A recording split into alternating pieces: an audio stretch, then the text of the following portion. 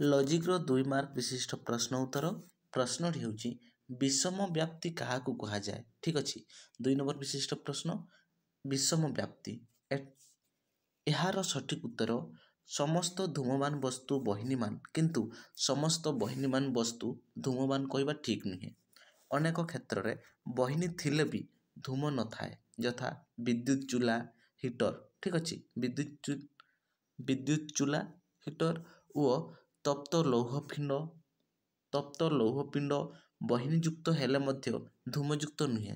तेणु धूम ओ बहिनी मध्यरे थिबा व्याप्ति संबंध विषम अटे। एहाकू स्वाभाविक संबंध बोली कुहा जाई पारिबो नाही।